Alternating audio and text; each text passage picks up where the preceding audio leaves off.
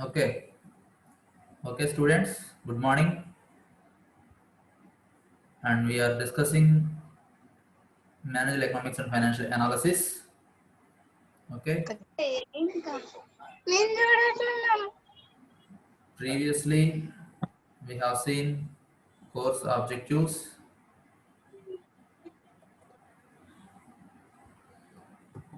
and syllabus content and different types of textbooks, different types of reference textbooks and course outcomes.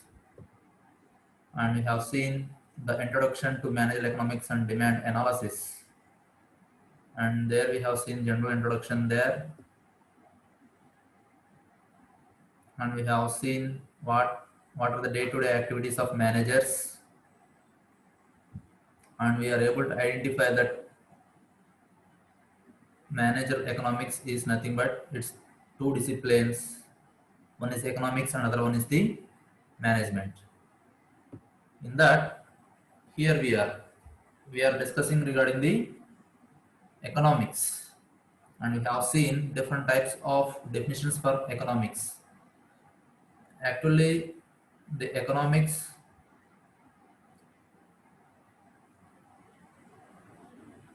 it is from 18th century itself. Adam Smith, the father of economics, has defined the economics as the study of nature and the use of national wealth. Right? And also we have seen what are the economic activities. Generally, the terms what we use regarding this economics is economics, economy, okay, economist, economic activities, like this, right? Okay, we have seen in the previous class what are economic activities. Okay, then generally everyone will be earning some amount of money and everyone will be consuming those money in a proper way, right? Next, we have different definitions for the economics. In that, first we have seen, and first we have seen which was given by the Adam Smith, who is the father of economics in the 18th century itself. Later in the 19th century, Dr. Alfred Marshall had given the economics another definition. It's nothing but the study of man's actions in the ordinary business of life, and it inquires how he gets his income and how he uses it, and thereby it has changed from human changed to the human welfare but not the wealth. And the another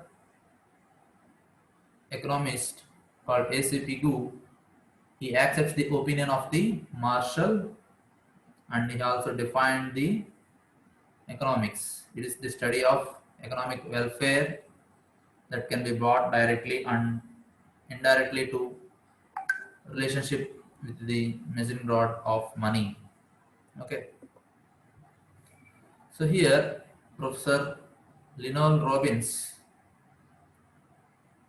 he also defined the economics, the science with the student with the studies human behavior. It's the science which studies the human behavior as a relationship between the ends and the scary means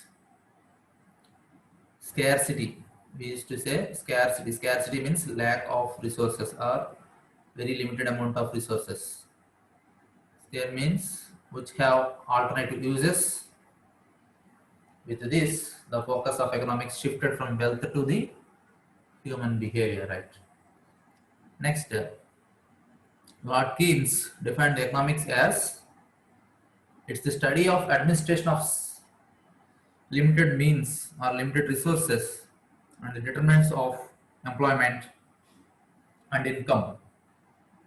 Okay, each economist has given different way of definition to the economics.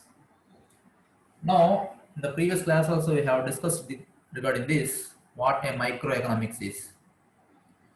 Here, The microeconomics is regarding a single person, or we used to call as individual consumer or an individual firm. As an example, we have seen that, for example, if you take one particular company, okay, Tata Something like car manufacturing company, okay, or some Mahindra car manufacturing company. It's, if you see them, they are individual firms. And if I say the car industry, all the companies which are doing the business based on the cars, everything comes into the scheme.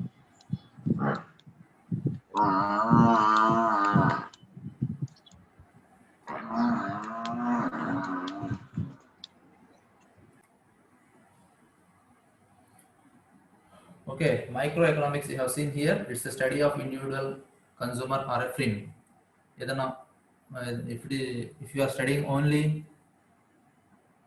regarding a particular firm, it is generally or else for an individual person, if you study, it is called as microeconomics. Micro means it is 1 millionth, and that means 10 to the power of minus 6. It is the order of 10 to the power of minus 6.